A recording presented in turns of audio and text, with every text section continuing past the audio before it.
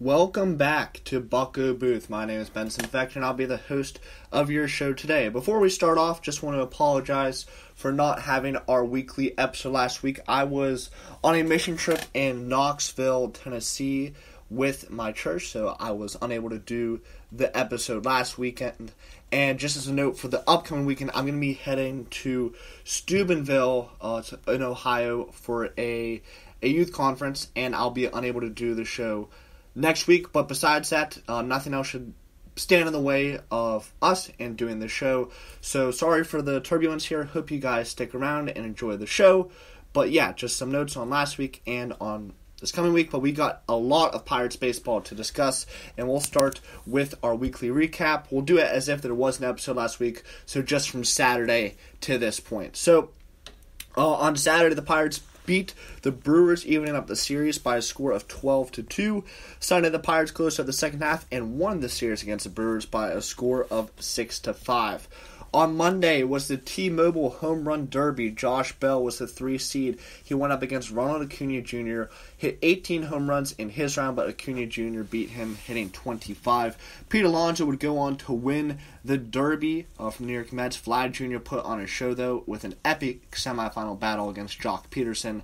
Vlad Jr. with a record 91 home runs in the Derby. On Tuesday was the All-Star Game. The AL took home the game 4-3, their 7th straight year winning the All-Star Game. Josh Bell 1 for 2 on the day. He beat out an infield single. Felipe Vasquez did not pitch. And then yesterday against the Cubs, the Pirates dropped the game by a score of 4-3 to open up the second half of the season. Some transactions from the week. On Saturday, the Pirates placed right-handed pitcher Trevor Williams on the paternity list. Recalled right-handed pitcher Dario Agrazal from Indy. Optioned right-handed pitcher Dovidas Neverauskas to Indy. Placed left-handed pitcher Stephen Brault on the 10-day injury list with a left shoulder strain. Recalled right-handed pitcher Montanda Rapao from Indy, and recalled right-handed pitcher Luis Escobar from Indy. On Sunday, the Pirates optioned right-handed pitcher Montanda Rapao to Indy, and recalled second baseman Kevin Kramer. On Monday, the Pirates optioned second baseman Kevin Kramer to Indy and activated right-handed pitcher Trevor Williams from the paternity list. And on Tuesday, should be one of the final draft pick signings, but the Pirates signed their draft pick center fielder Dion Walker. Let's head to our mailbag questions for the week. Going to take 2 today, starting from Amir. Do you think the robotic umpire should be implemented? So just as a background, Major League Baseball is testing the robotic umpire system and the Atlantic League, and they're just going to see how it goes. Now, pretty much how this works, from my understanding, the umpire has an AirPod in his ear, and that's connected to his phone, which is then connected to something somewhere which tells him if it's a ball or a strike. Now, he still has to pay attention in case the system clearly messes up, but it helps him, it aids him in calling those balls and strikes. I definitely do think the robotic umpire should be implemented, and you can look on my Bucs Dugout Instagram account highlight. I have games where umpires have blatantly cost us the game, and there are a handful in there. And with the division being as tight as it is, with the Pirates 3.5 games back of the division, 2.5 games back of the wild card spot, those games matter, and they're going to matter down the stretch. The robotic umpire should be implemented so we can give teams a fair chance to win baseball games, and that's all you can ask for. I would like to see it implemented in 2020. All right, Eric wants to know, what do you think the Pirates will do before the trade deadline? Well, we've heard the rumors about the Pirates' preference is to trade Corey Dickerson, and we've also heard the rumors that an asking price for Felipe Vasquez would be extraordinarily high. And we've yet to hear rumors about who the Pirates are going to look to go get. But we have heard recently that Neil Huntington wants to keep this group together and give them an opportunity to go out there and run it back healthy in the second half and see what they can do. I don't believe this team is going to sell. If they do trade anybody, I would see it potentially being Corey Dickerson. Do not see them moving Felipe Vasquez. Maybe a couple of fringe ads, but this team has all the pieces in place to do so. Now, more rumors will come out as we progress towards the trade deadline, about 3 weeks from that today. But still, I would say they trade Corey Dickerson and look to add a couple fringe pieces to help bolster this lineup into the pennant race. That's going to do it for our mailbag questions this week. You can always ask those questions on my Instagram account at Bucs Dugout. I'll put it up about 12 hours before the show begins. The Pittsburgh Pirates kicked off the second half of their season with a tough loss against the Chicago Cubs on Friday afternoon. The Pittsburgh Pirates and Cubs opened a key series to begin the second half of the season yesterday, which the Cubs took 4-3 in a pitcher's duel. To begin the game, both Pirates started Chris Archer and Cubs starter Yu Darvish both cruised through the first 3 innings, not allowing a single base runner. Archer had one of his better starts, pitching 6 scoreless innings before giving up a solo home run to Chris Bryant, and then surrendered 2 more runs after being relieved by Michael Feliz. Second baseman hit a sacrifice fly that scored Anthony Rizzo that gave the Cubs a 2-run lead. Then Feliz would go on to walk pinch hitter David Bodie with the bases loaded to extend the lead to 3. The Pirates offense finally got rolling in the top of the 8th with a 1-out double from Jose Osuna. Left fielder Brian Reynolds walked and set up a 3-run blast from Starling Marte to tie the game up at 3-3. Pirates manager Clint Hurdle turned to reliever Kyle Crick in the bottom of the 8th, and he struggled to find the zone by walking 2 batters, which put the go-ahead run in scoring position. Cubs right fielder Jason Hayward singled to left, giving the Cubs a lead right back heading into the final frame. Prior to the All-Star break, the Bucs had a good amount of success off of the Cubs' Kimbrel. Yesterday, not the case. Kimbrel retired the side in order by getting Melky Cabrera to fly out and inducing groundouts from Colin Moran and Kevin Newman to put a cap on the win. The final line, winning pitcher Randy Rosario moving to 1-0. Losing pitcher Kyle Crick moves to 3-5. The save goes to Craig Kimbrel as third.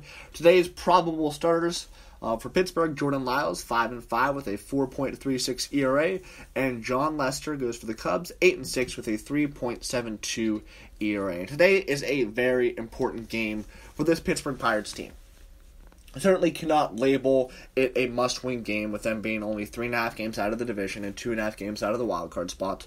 But with a win today, they can not only even up the series and be only a game under 500, but they can move to being within 2.5 games back of that division, give themselves an opportunity to win the series tomorrow and move within a game and a half of the division. It is a very important game, and a very important game for Jordan Lyles as well. If you recall, back in April, Jordan Lyles struck out 10 Cubs in a shutout victory, and that's the type of performance we're going to need to see today from Mr. Lyles. The Pirates have had some decent success off of John Lester in the past. However, he has pitched very well at Wrigley Field, and I would venture to say that this is going to be another pitcher's duel, but it's a pitcher's duel that we are capable of winning, especially if Jordan Lyles can get back to form in his first 8 to 9 starts of the season, because in those first 8 to 9 starts of the season, he was a Cy Young candidate, one of the best pitchers in all of baseball. Since then, it has been tumultuous at best,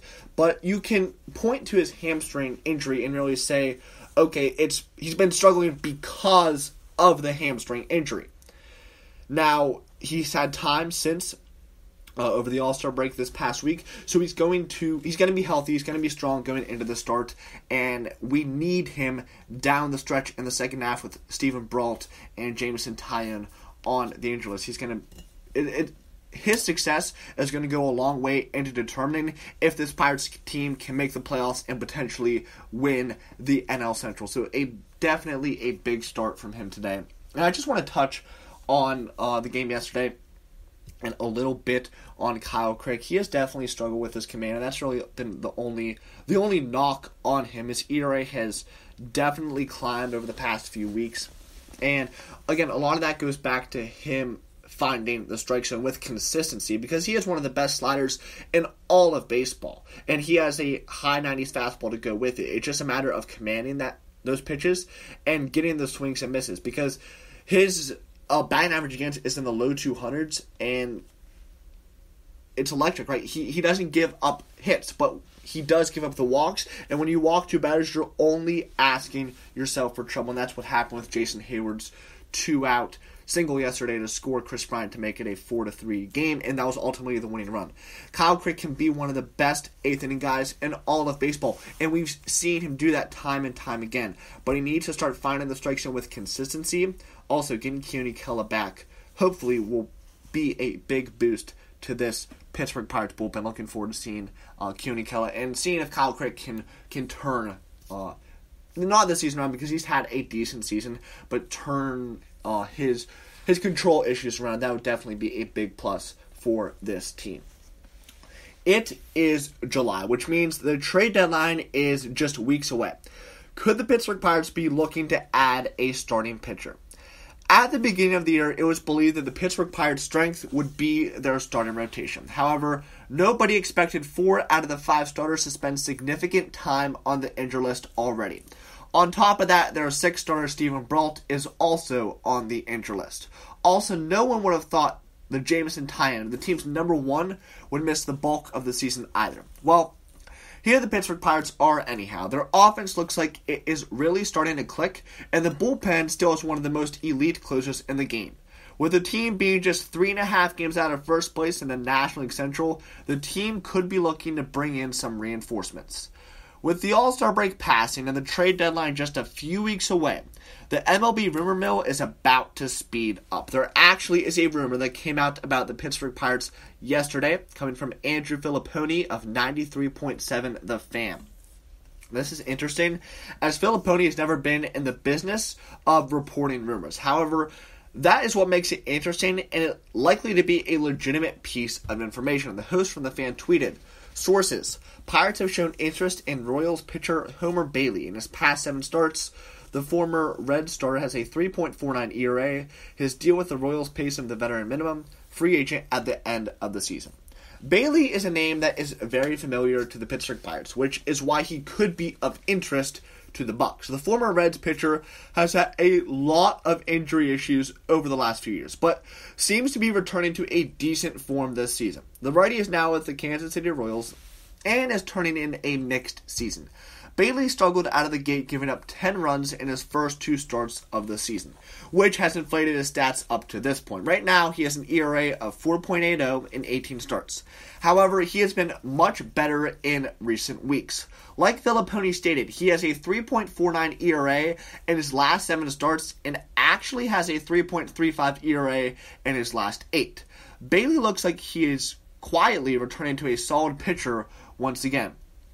For the Pittsburgh Pirates, it makes sense. Bailey is familiar with the National League Central, and with that, the Bucs are familiar with him. Ray Searage and staff most likely know what they can get out of him if they acquire him. Also, he is a starting pitcher who they can plug in to help eat innings for the rest of the season. Furthermore, the team is only a few games out, and Bailey could provide a much-needed but under-the-radar boost. The last thing about Bailey is that he is a veteran with an injury history that is a free agent at the end of the season. Chances are the Pittsburgh Pirates would not have to part with much in terms of prospects to acquire him. If Bailey comes here and continues to pitch as he has recently, then great. If not, chances are the team did not give up too much talent. It makes all the sense in the world for the Pirates to go after Royals starting pitcher Homer Bailey. And the Pirates are quite familiar with him, going all the way back to when Homer Bailey no-hit the Pirates, I believe, in 2012. And again, it makes all the sense in the world. As I said, Bailey can come in here, be an under-the-radar guy, and if he pitches great, which he has been recently, and he helps this team out and make a playoff run, then great. Again, but if not, we have the pieces, and chances are the team is not going to have to give up too much to acquire the veteran starting pitcher. His numbers over the season, again, are inflated, but he has been pitching very, very well as of late. A 3.35 ERA in his last 8 starts. And again, it's quiet, but he's returning to form to being a solid starting pitcher. And the question becomes, if you acquire Homer Bailey, what will the rotation look like?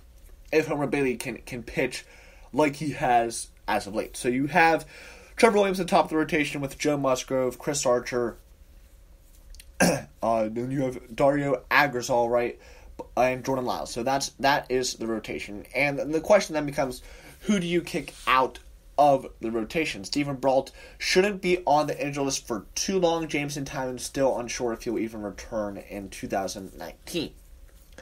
The worst pitcher out of those 5, I would say right now, would be Jordan Lyles, but I could see them moving Jordan Lyles to the bullpen.